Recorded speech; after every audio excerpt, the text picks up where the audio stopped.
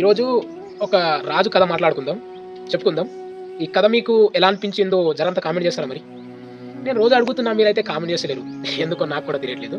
ఈ కథ విన్న తర్వాత జరంతా కామెంట్ చేశాడు. మరి ఒకరోజు రాజు యుద్ధానికి వెళ్ళాడు. యుద్ధానికి వెళ్ళి గెలిచాడు. యుద్ధంలో గెలిచాడు. ఎంతోమంది ప్రాణాలను తీసి యుద్ధంలో గెలిచాడు. ఆయన గెలిచి తన యొక్క రాజ్యానికి వచ్చాడు. వచ్చి స్నానం అన్ని చేసుకున్నాడు. చేసుకొని ప్రశాంతంగా కూర్చుందామని ఒక కుర్చీలో కూర్చున్నాడు. ఆయన అలా కూర్చొని ఉండగా తన మనసులో ఏదో తెలియని వెలితి వెంటాడుతుంది. రాజు తన మనసు ఏదో చెప్తుంది, ఏదో ఆలోచనలు తనకు తీసుకెళ్ళిపోయి మనసు ఒక్క చిన్న మాట అంది. ఏంటంటే, ఓ మహారాజా, నువ్వు యుద్ధాన్ని గెలిచానంటున్నావు, కానీ నువ్వు నిజమైన యుద్ధాన్ని గెలవలేదు అని అన్నాడు. ఇప్పుడు ఇదేంది, నా మనసు ఇలా ఎందుకు మాట్లాడుతుంది అనుకున్నాడు. అనుకొని గురు దగ్గరికి వెళ్ళాడు.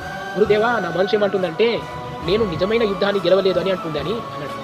అసలు నిజమైన యుద్ధం అంటే ఏంటి గురుదేవా అని అన్నాడు. రాజు అన్నాడు. అప్పుడు గురువు నవ్వుతూ, నిజమైన యుద్ధం అంటే అవతలని చంపి యుద్ధాన్ని గెలవడం కాదు శిష్య, నీ మీద నువ్వు గెలవడం. ఏ రోజైతే నీ మీద నువ్వు గెలుస్తావో ఆ రోజే నువ్వు యుద్ధాన్ని గెలిచినట్టు. అప్పటిదాకా నువ్వు యుద్ధాన్ని గెలవలేవు రాజా అని గురుదేవ.